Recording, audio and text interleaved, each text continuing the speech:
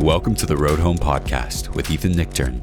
Join Ethan as he and his guests explore the Buddhist path as it relates to art, culture, activism, politics, Western psychology, and more. If you'd like to support Ethan's podcast, please visit BeHereNowNetwork.com/Ethan. Hi, everybody. This is Ethan Nichtern. Welcome to the Road Home podcast. I'm excited for today's episode and interview. I'm here with one of the people I really like and admire their work. So Dr. Judson Brewer, who is a psychiatrist, one of the funnier psychiatrists in writing that I know. He's a lecturer, teacher, and author of two really great books. His first great book, The Craving Mind, which I've recommended to a bunch of different people, and new book, which is very pandemic and post-pandemic relevant, is Unwinding Anxiety. So we said beforehand that we're going to try to have a fun conversation about anxiety. So let's see how that goes. So Dr. Judd, welcome to the podcast. Thanks for having me. I always like to hear people's origin story, either with mindfulness or Dharma or the work they're doing. So where does your origin story begin? Does it start earlier if we talk about how you got into the work that you do, or your origin story with meditation? Probably, well, I guess in this lifetime. We can start with the meditation piece, because it actually related to my own anxiety. So at the end of college, I didn't even know that I was anxious. I thought that I had, and I write about this at the beginning of the Unwinding Anxiety book, I thought I had a bacterial infection that I'd picked up from backpacking. And I went to the student health at my university, and the doc said, "Oh, do you think it could be stress?" And I was like, "No way. No, I'm not stressed. I play the violin. I run. I play, I'm vegetarian, blah, blah, blah." And he's like, "Okay." But that and some other stress led me to start meditating, actually my first day of medical school. And I was doing that really just for my own stress relief and not planning to do any work with it from a professional standpoint. But, fast forward 8 years, I finished up my MD PhD program and found that my own practice and my own understanding of little that I had at that point of mindfulness was, that the Buddhist psychology, think about it as the Buddha was talking the same language as my patients, especially my patients with addictions, where they're talking about craving and clinging and all these things. And so when I started residency, it actually prompted me to become a psychiatrist. I was thinking, oh, wow, there might be something useful here to translate. And I was learning a lot about my own mind and my own life that was helping me decrease my stress. So I was thinking, well, maybe this would be a good thing to do to help other people.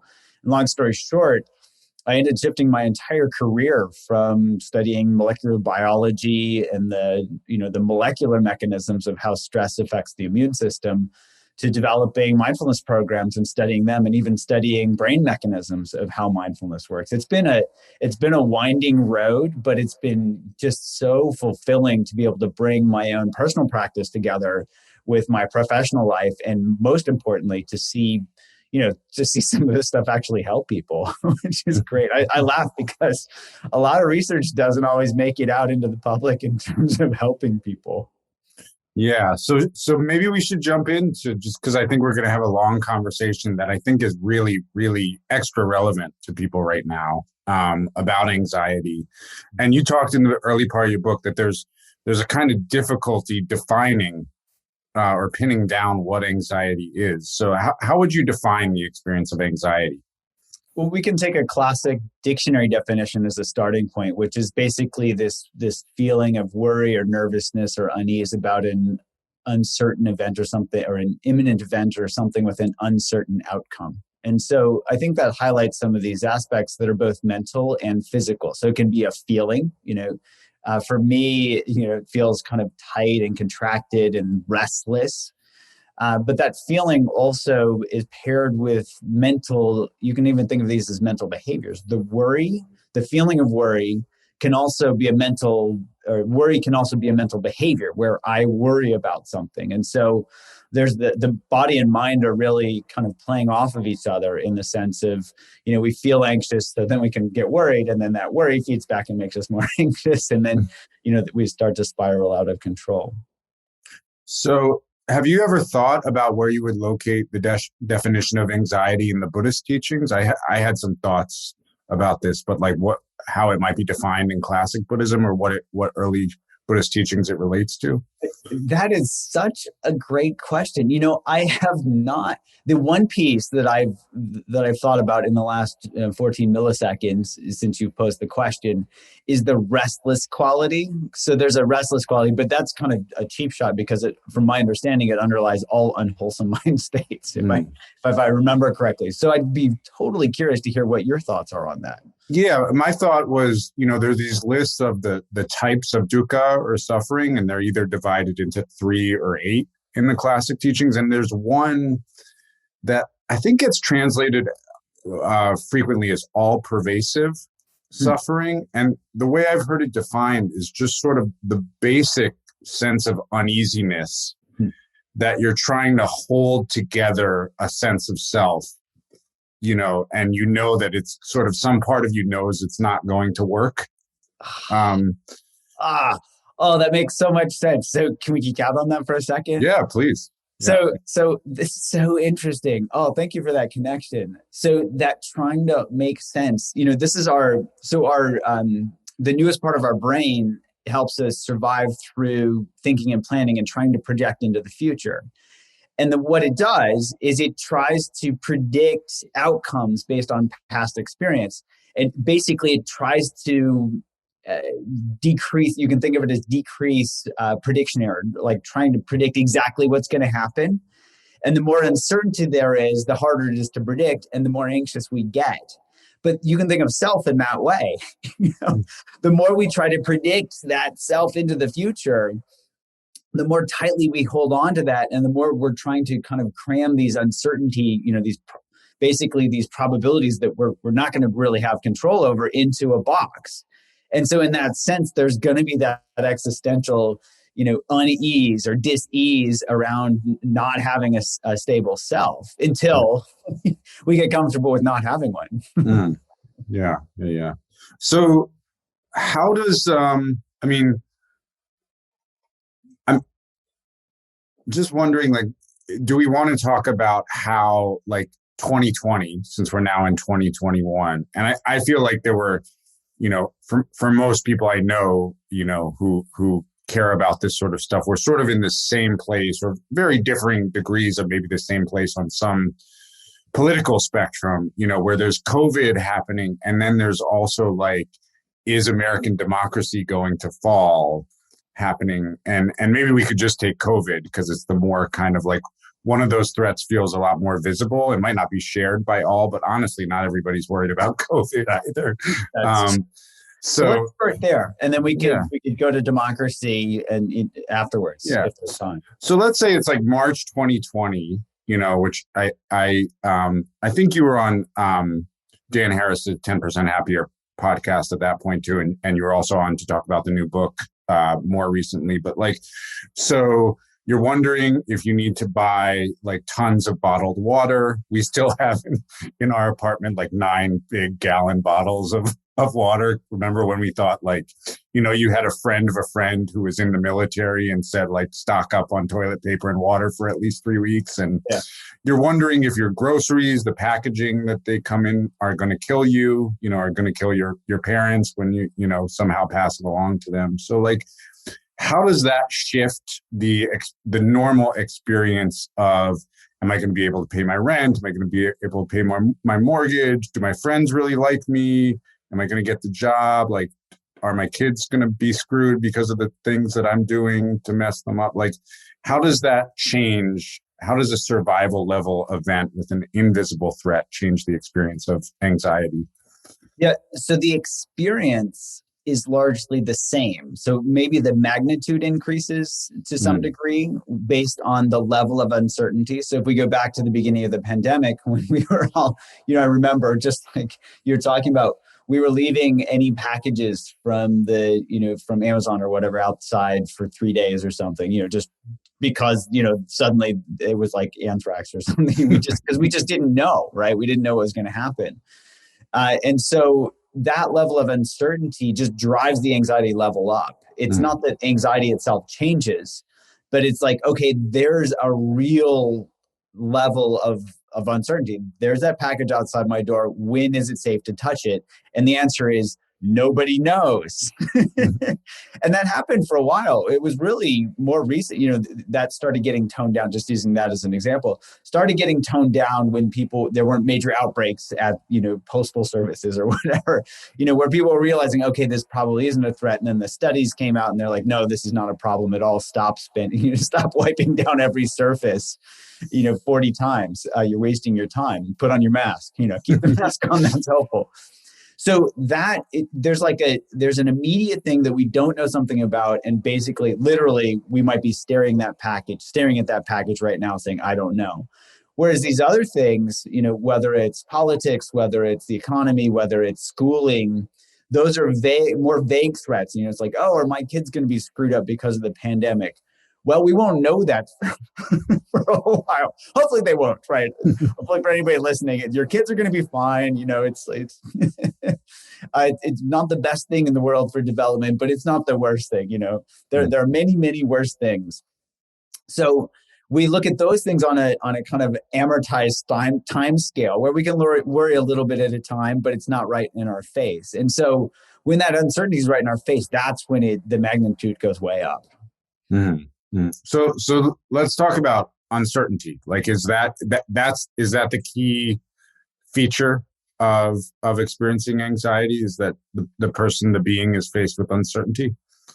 Yes, that's really the fundamental feature here. So if you think of, our brains largely are survival oriented, right? They're designed to help us survive. So we've got these very primitive habit-forming brains that help us basically remember where food is, remember where danger is so that we can eat and not be eaten, right? That's the one-liner on the basic, the very old survival brain. Later on top of that, this neocortex, literally new brain, helps us think and plan because our ancient ancestors didn't do so much thinking and planning. It was like every day they would go and collect food, whereas, we have refrigerators so we can be thinking about other things. So in that sense, we still have some basic survival mechanisms such as fear, right? So for example, in modern times, it seems like we've forgotten to look both ways before crossing the street because we have these weapons of mass distraction, right? Our phones. So we're all walking out into the street and like we see a car come at us and we almost get killed and we jump back onto the sidewalk and our brain says, hey, put your phone away. You almost got killed. So we learn, I should look both ways before crossing the street, or we relearn that because we did learn that at some point in childhood, but some people seem to have forgotten that. Actually, pedestrian accidents just have gone up since the cell phone has come out, or the smartphone in particular, not the cell phone as much. So here, those basic survival mechanisms are still helping us survive by learning based on fear. But if you think of fear, when you add uncertainty to fear, right? So fear says, oh, car coming, get out of the way. Clear, unambiguous, no uncertainty. But package outside my front door. Well, I don't know. So there could be some fear. And then we start spinning out on top of that where our brain says, well, maybe I could pick it up tomorrow. Maybe it'll be safe the next day. Maybe. And then our brain just starts going, I don't know. And then we start to get anxious. So I think of fear, survival, plus uncertainty equals anxiety. That's where the anxiety comes in. And in fact, that doesn't help us survive at all because our thinking and planning brain starts to go offline when we get anxious. So, this is what I've been thinking. Is there any actual part of the evolutionary system, the reptilian brain, the limbic system, the prefrontal cortex that actually helps us deal with uncertainty? Like, I found myself having an interesting experience. I find in my social settings and when I'm working with students and things like that, like I often will lean towards narrating uncertainty towards the positive. Like, here's the good, like, here's how it could get, like, oh, look at this article, they're developing vaccines, or like, look, Trump is behind in the polls, except, like, here's this could be great. Like, we all are having this like really formative experience for how interconnected we are. Like, maybe the planet will become a better place after this. Like, is that just me is that just like a positive toxic positivity way of working with anxiety, or? No, absolutely not. I think there are forms of toxic positivity where we're not seeing things clearly. And this is what I love about the Buddhist teachings, is it really, Vipassana, it's about seeing clearly. So with uncertainty, when we can see clearly that there is uncertainty, that it can actually help with survival. So if you think when, let's say, for example, with the food mechanism, right? When we're hungry, our stomach rumbles and urges us to go get food, right? That's a survival mechanism. You can think of uncertainty functioning the same way. If we don't know the answer to something, if we don't know something, our brain rumbles like our stomach and says, go get information, because information is food for our brain. So in this sense, getting information and that urge to get information based on uncertainty is helpful. Yet, if you think of it this way, so when things are so uncertain and we can't handle uncertainty, we move from basically into our panic zone, right? So our brains, when things are certain, we're in our safe zone, and we just know we don't have to put up our guard because there's no danger. It's like you're being in the cave, right? We're in the cave, no saber-toothed tiger in the cave, we can sleep, we're calm. We go out of the cave, we don't know if there's a saber-toothed tiger, so we go on high alert. If we can't tolerate uncertainty, and there's actually a scientific term called intolerance of uncertainty. If we can't tolerate that, we move into our panic zone and we freak out and we run back into the cave and we basically starve because we can't handle how uncertain it is. Yet, if we can tolerate uncertainty, we can move, instead of moving from the panic zone, we can move into our growth zone. I love this term that Carol Dweck coined, decades and decades ago. This is around the educational space, but I think this applies here too. She talks about fixed versus growth mindset. If we're in fixed mindset, we think this is the way it is, and anything different than this isn't the way it is. So we can't learn. But she suggested, well, we can move into our growth zone. And I think of it as opening to our experience, right? That helps us learn and grow. And if there's something uncertain, instead of going, oh no, we go, oh, we open up to it. And this is where, I think this is where the mindfulness principles work beautifully. It's that curiosity. If you think of it as, the second factor of awakening, investigation. You can liberally translate that as curiosity. We're investigating experience to see what is true, to see what is real. That helps us survive. So the other way of dealing with uncertainty is kind of negativity, or, you talk about cynicism. Like, why is cynicism so comforting? Like, it's an oddly comforting way of dealing with uncertainty. Yeah. Well, one of the pieces that could contribute to that is just that two, I would say. One is reification of self, where we're like, oh yeah, I said something, I'm cynical, so I'm right. And that just feels good to reify the self. And part of that is just the comfort zone of, like when we're cynical and we get used to being cynical.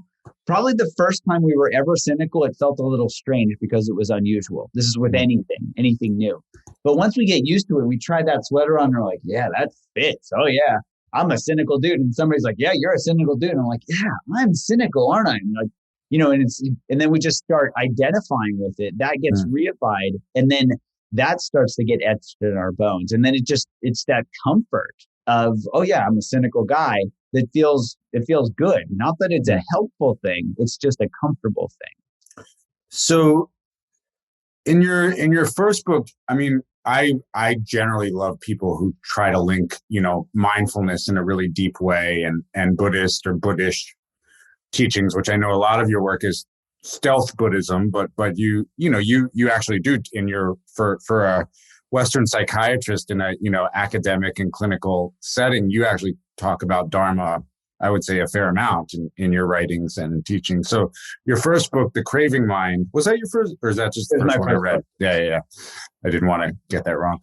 Great book. And you talk about addiction and sort of theoretically you're linking some of the Buddhist teachings on karma with behavioral psychology, B.F. Skinner, and most of the sort of source investigation for that work is research and working with people with addiction, and cigarette addiction is mainly what you worked with. So how did you think to link West and East in this way, or how did that develop?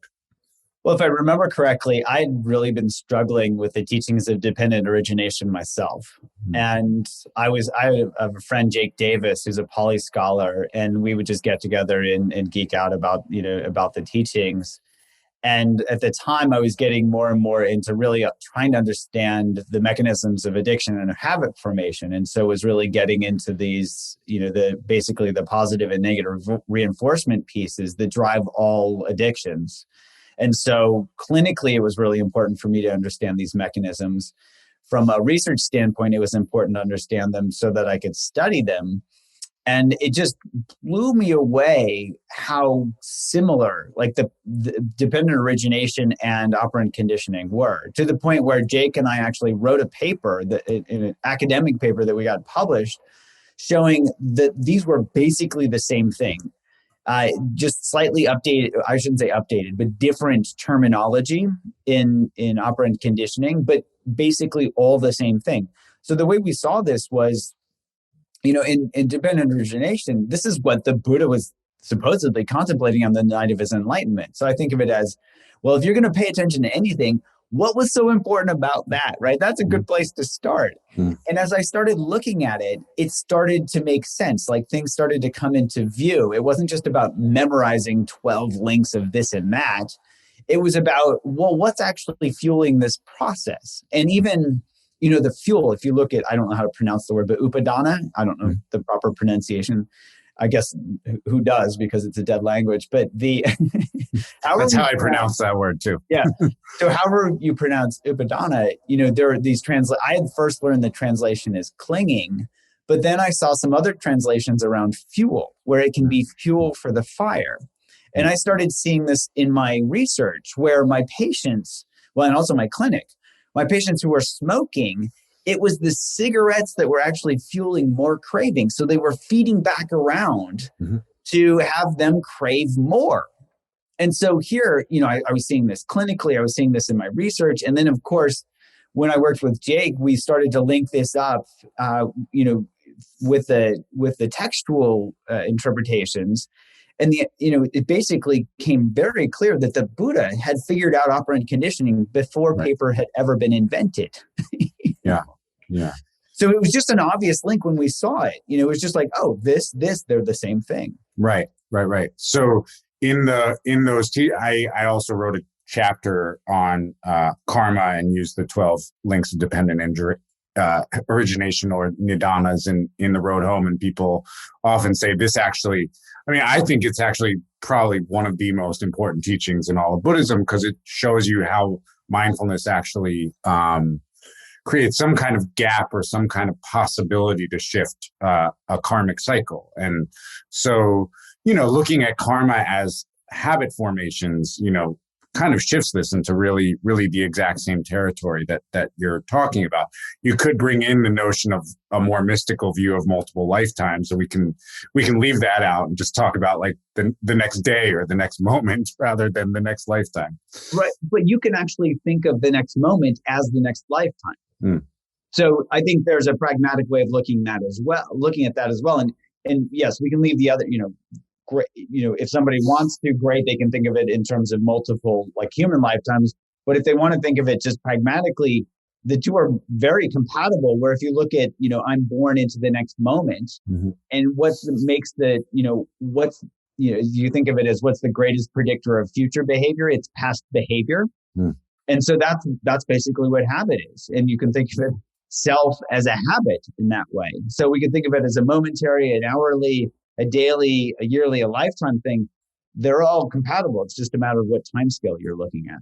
So you kind of distilled this into three that form a habit loop. So just can you, for people listening, like what are the three elements of the habit loop? Yes. So it's relative. I think of these as the three essential elements. And this was actually influenced a lot by a great book by Charles Duhigg called The Power of Habit, where I think he had four or something. But if you look at operant conditioning, really all you need is a trigger, a behavior, and a result. So if you look back at B.F. Skinner's work, if you look at Edward Thorndike's work from the 1800s, that's really where it comes from. So if you think of it from a survival standpoint, I like to think of it this way. Our ancient ancestors, they're in the cave, they got to find food sources, and they have to remember where those are so they can go back the next day. So they're out on the savannah foraging, and if they see food, there's the trigger. They eat the food, there's the behavior. And then the reward is a neuroscience term. You think of it as their stomach sends this dopamine signal to their brain that says, remember what you ate and where you found it. So you can think of it as reward. From a pragmatic standpoint, I think of it as the result. What's the result of the behavior? Because if the result of the behavior is rewarding, calories, then we'll do it again.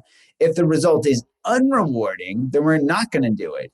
But the reward can come in two flavors. So if you think of craving and aversion, if there's something pleasant, we crave to do more of it. If there's something unpleasant and we make the unpleasant go away, we crave to do less of it. That's the negative reinforcement side of things. So it covers both the positive and negative reinforcement are both encompassed within the same thing.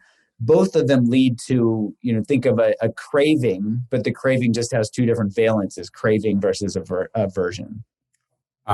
That's great. Yeah, I would think the only thing I would add to distill the 12 nidanas is, it's sort of in the loop, looping back to trigger, from trigger to behavior to reward, and then looping back to trigger, is that you could just define a moment in there. There's the second nidana is samskara, which is called karmic formation. And that's where some seed for a future reaction to a future present moment comes in. So, if you wanted to pull that out, it's also important. None of these things actually exist. They're just models for understanding our experience. And they're helpful models, right? And I like that piece that you add in, because I think of that. So in modern scientific terms, I would call that subjective bias, where, if you think of the first link as ignorance. So there's this, and maybe I'm not exactly correct me if I'm getting this wrong. But the idea is we're seeing the world in a certain way through these lenses of ignorance. And each time we do something that is reinforcing, it actually supports that ignorance. It makes us see things through those glasses. So for example, if we eat chocolate when we're stressed out, we learn to see the world through, if I'm stressed, I should eat chocolate glasses. And every time we eat chocolate when we're stressed, we actually make those glasses thicker and thicker to the point where we don't even notice that we're wearing those glasses because we're so used to them. That's the formation of self, right? And so in that sense, that perpetuates the ignorance. Well, I don't know. I think you might, I'll stop because you might be saying something slightly different. That way of seeing the world, how would I put it? It biases everything that we do, or it can bias if we don't see that we're wearing those glasses. Right. No, that's ignorance is the first of the first in the new chain, in the new cycle of a karmic cycle, and then it leads to, out of that there's a habit formation, which creates a setup for how we come into contact and then experience the present moment. So it's the exact same. It's just whether you have the 3, the 4, or the 12. How many of them you label and feel like drawing out. So what makes habit loop where anxiety is either, underlying or is more acute or what makes that habit? Is there something special about that compared to like some other minor addictive behavior, like how many likes did I get, on my Instagram post or whatever? Well, there are shared elements, but there's one unique element. And this isn't something that I had learned in residency or medical school or anywhere. It only came forward when I guess this prompts a lot of things. When I was suffering, I was struggling to help my patients with anxiety, because With medications, there's this term called number needed to treat. How many patients you need to treat with a certain treatment before one person shows the significant benefit. It gives us a quick and dirty of how good a treatment is. So with medications, that number needed to treat is 5.15. So basically I have to treat over 5 patients before one of them shows a significant benefit. So I saw that in the book. That's pretty scary. That 80% of people who get medication for anxiety, it's not working. Yeah. So I was playing the medication lottery and not knowing which was going to be the winning ticket. And then what about all of my patients that lost? What was I going to do with them? So I was doing some research. We have this app called Eat Right Now that was helping people with emotional eating. And some of them were saying, hey, anxiety is the primary trigger for me to stress eat. Could you develop a program for that? So that's when I went back and looked at the literature. And it turns out, ironically, that back in the 1980s, so this is back when the benzodiazepines were being prescribed like candy. Even the Stones were singing about Mother's Little Helper, right? And in the 80s was also when the SSRIs first came out. So Prozac was first developed in the 80s. So everybody's eyes were on medications, yet there were folks like Thomas Borkovec at Penn State and others who were suggesting that anxiety could actually be driven like a habit. And so when I was looking in the literature to see what I could possibly do to help my patients and also research this, that came to light. And I was thinking, oh my goodness, I never thought about this. I know how to work with habits. I've been studying this and developing programs for habit change for a long time, but I never thought about anxiety as a habit. So this unique component here is that the feeling of anxiety, that feeling of worry, can actually drive that mental behavior of worry. So often people think of a behavior as like eating something or smoking or drinking or whatever, but that actually can be mental, right? We can be thinking, and that can be a behavior, which can be very detrimental because the worry can do a couple of things. One is it feels like it distracts us from a worse feeling of fear or anxiety, or it can make us feel like we're in control, which is a total false sense of security. Because, any parent that's kid is out, partying with their friends at night and they're worrying about their kid, I can promise you the level of their worry is not related to how safe their kid is going to be. It has nothing to do with it. But it makes the parent feel like they're doing something. So at least I'm worrying. So I'm doing something. I'm being a good parent by worrying. No, you're it's not helpful. Let's just put it that way. So in terms of anxiety, it can actually be driven through the mental behavior of worry. And that's that key aspect of anxiety. That's what prompted me to write this whole book, was that, we're currently approaching anxiety through a couple of ways. One is medications, which we already talked about how well that works, but also through this heuristic of the willpower. We have this Western willpower mentality of, if you want to lose weight, just, eat salad instead of cake. Well, that doesn't work so well. Obesity has actually been on the rise, despite knowing that we need to make sure we eat fewer calories than we burn off. There's actually a skit from the 1970s, Bob Newhart, where he had this skit about where it's just stop it, where this woman comes into a therapist's office and, she says, I have this problem. And they go back and forth and he just says, just stop it, just stop it, just stop it. That's the mentality that we're using from a psychological perspective. It's like, oh, just distract yourself, or just, what are we going to do? Just tell ourselves to stop worrying.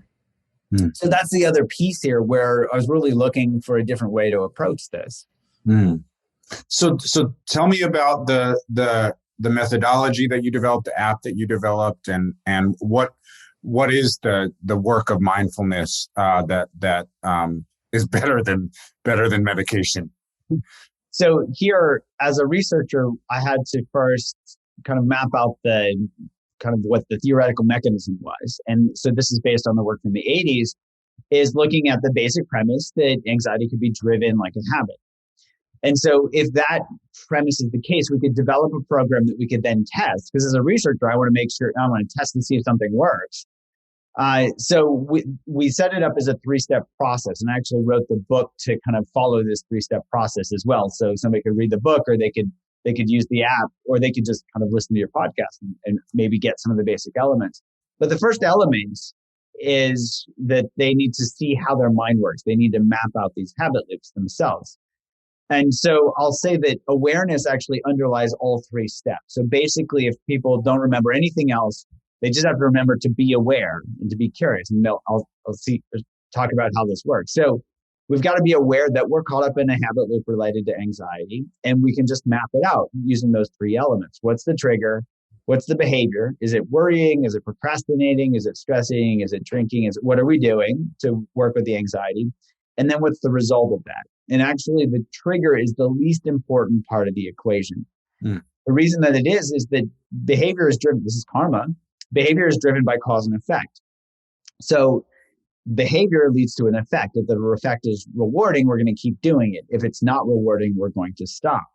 So that, the trigger is just there to kind of start the process going, but the trigger is not actually that important. And I mentioned this specifically because a lot of people try to identify the trigger and then try to fix it or avoid it. That's just a dead end. I actually wrote a whole bit in the book about that because I see that so often. So first step is mapping out the habit loop. What's the trigger? What's the behavior? What's the result?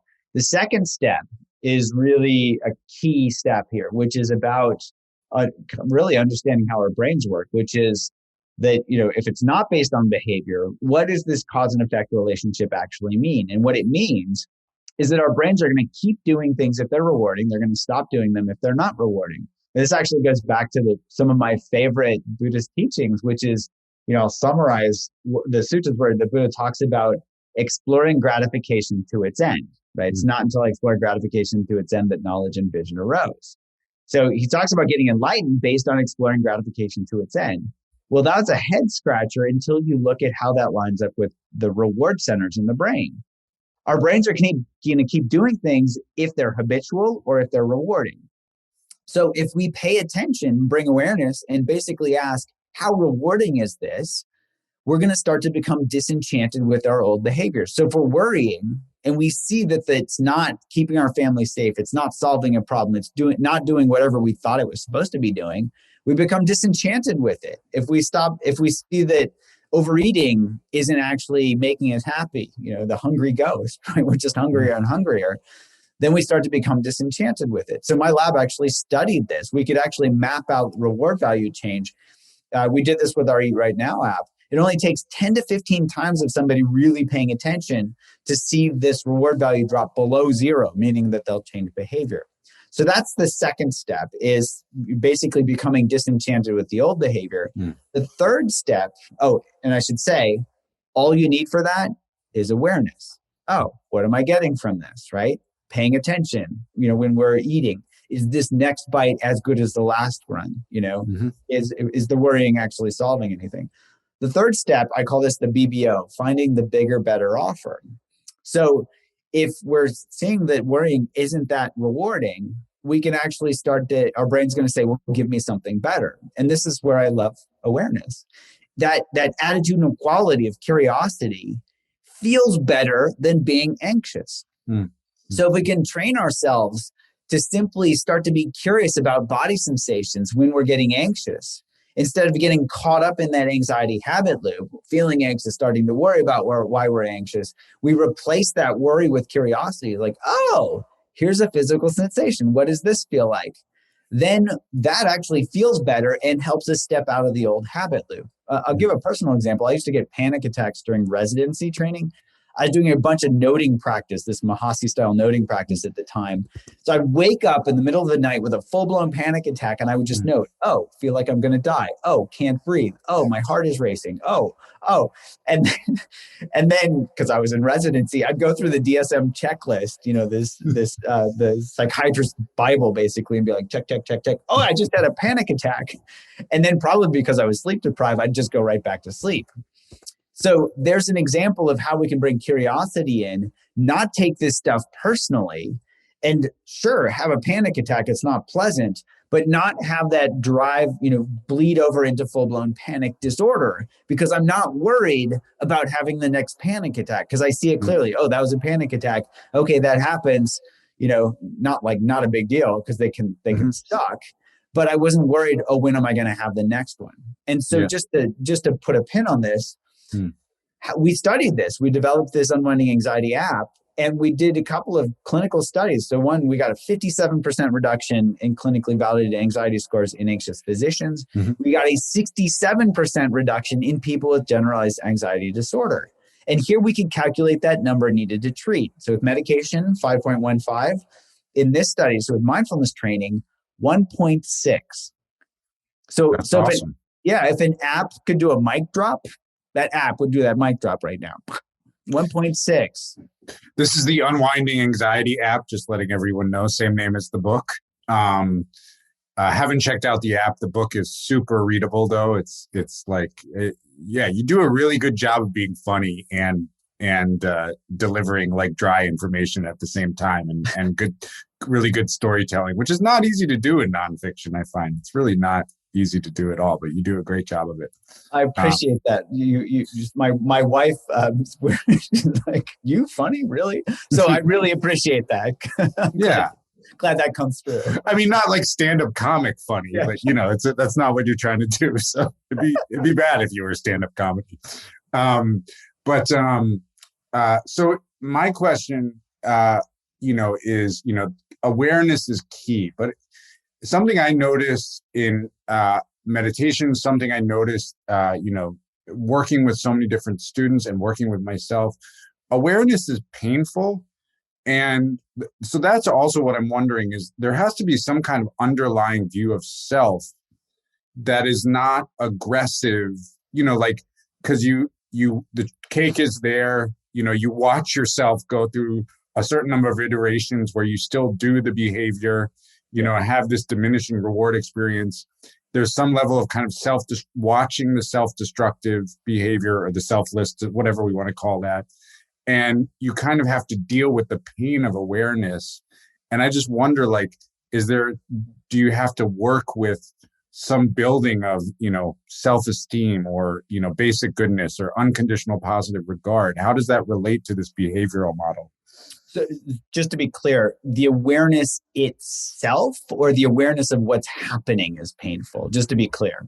Yeah, the what is arising in awareness when you watch yourself eat the cake, or in my example, like wake up in the middle of the night being like, oh gosh, like I'm anxious about what I did today, or I'm hanging out with my daughter and on my phone and trying to convince myself that's because I need to stay in communication with people for work, but she can see I'm not really present. So I'm a bad Buddhist practitioner and teacher, but I have to watch this smartphone cycle move through a few more 1,000 times before it shifts. Yeah. So I think there are two elements there. One is, as you talk about unconditional positive self-regard, we can look to see what it feels like when we judge ourselves. Okay. When we judge ourselves, does it feel closed? Does it feel contracted? The answer is yes. And anybody that pays, but we can all explore that from our own experience. When we're closed down, we're more in fixed mindset. We can't learn. So if we can cultivate that unconditional positive regard or kindness toward ourselves, right, where we don't beat ourselves up, or simply bring in curiosity, all of those help us literally feel more open and expanded. And that open and expanded quality is a marker of growth mindset, where we're willing to and open, literally open to learning.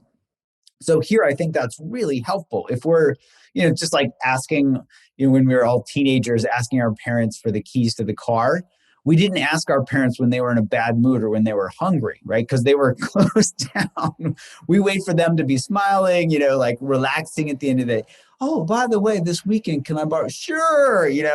They're in growth mindset when we're asking for the keys then. So I think we can do the same thing for ourselves is, those really help us open up to our, to being able to learn. The other piece there is we can just look at self-judgment as a habit loop and see how much it's getting in the way of us learning.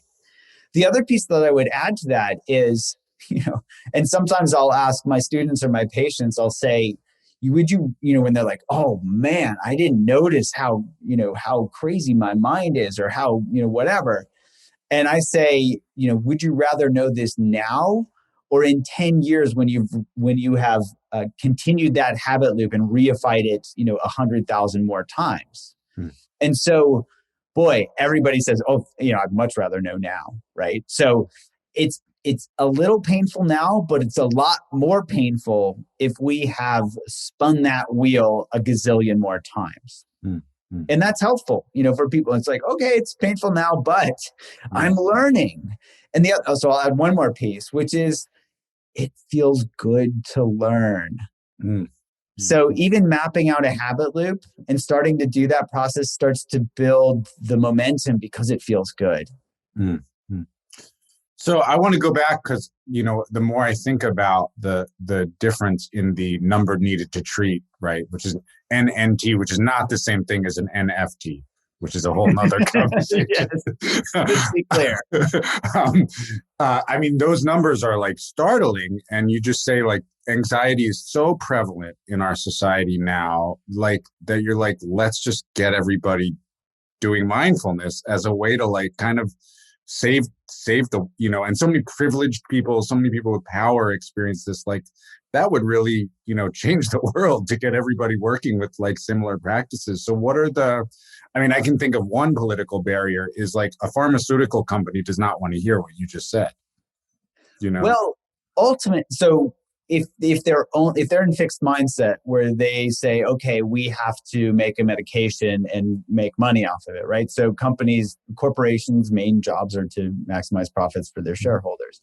So, and it's interesting I remember watching a documentary I think it was called The Corporation, where it was way back when all the companies were generally dad and sons. It would be great if there were mothers and sons and daughters as well, where people took personal responsibility for what they did. But when, it became a corporation, they could just forget all that and use the excuse of, got to maximize profits to like basically decimate the planet and hurt each other in the process.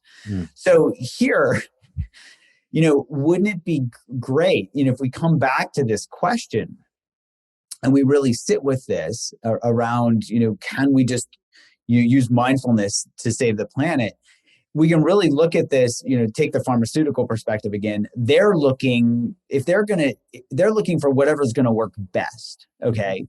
So, there aren't any, as far as I'm aware, there are not any new anxiolytic medications in the pipeline. Like forget it on the market, but even in the pipeline, because pharma hasn't done a great job of finding, let's just say the brain is complex and you can't just target one neurotransmitter and expect it to help everybody, right? Mm-hmm.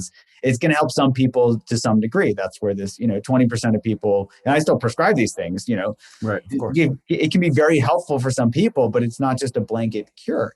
So here, if we can find something targeted, and it's going to help a lot of people, and pharma can find some way to make money off of it, they're going to be very, very happy with that. So you might say, well, pharma's not going to be so happy with awareness because you can't patent awareness. And I think that's a fair assessment. People are trying though, but you can't. Yeah. But here they will start to work, and we're starting to see this more and more. They'll start to work with digital therapeutic companies where whatever the company is doing. So for example, our Unwinding anxiety app, it's helpful for people. And so this is where pharma will start to look and say, how can we pair with these things? Or how can we work with folks like this? Because they're ultimately in the game of, in theory, improving health. So I guess one last question, because it's so great to have your perspective on all these things. On the other side of this conversation is, I definitely encounter a lot of Dharma students, a lot of meditators who are on or need medication or are trying to get off their medication and kind of have self-judgment around using medication, like that's some sort of crutch. So what would you say to those people that medication is useful or helpful? Yeah. So one thing I say to my patients who are struggling with this, because this is something that I see as a prescriber and also as a meditation teacher. So in two different arenas. One is, if our brains need vitamins, for example, we need vitamin B12 to survive. Well, do we feel guilty about trying to get vitamin B12 in our diets? No, it's actually pretty helpful.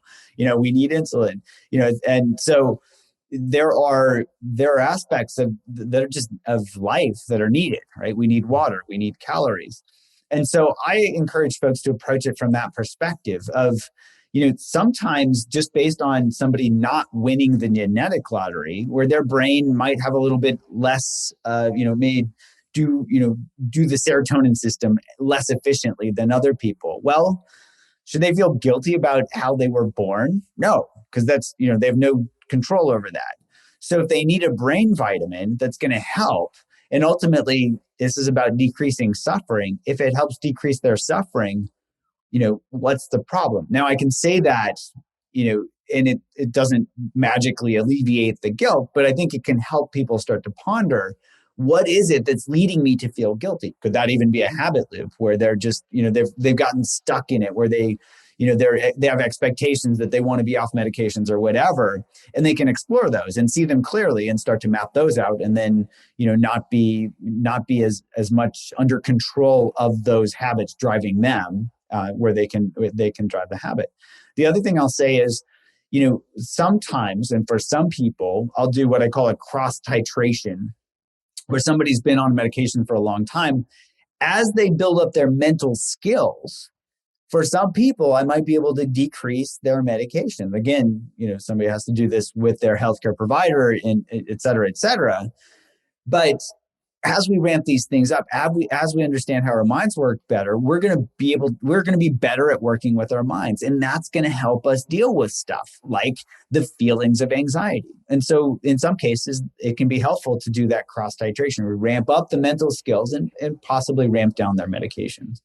Awesome. Well, this has been a really wonderful conversation, and just want to give a shout out to the various ways that you all can find Dr. Judd, Judson Brewer. drjudd.com is his website. That's drjud1d.com.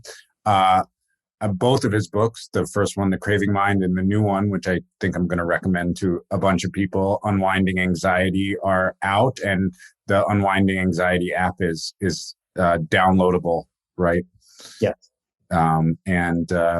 So yeah, please come back on the Road Home podcast anytime. It's really great to talk to you and hear your wisdom and expertise. I'd love to. This has been really enjoyable. All right. So thank you, everyone. And until next time, this is Ethan Nichtern for the Road Home podcast. Take care.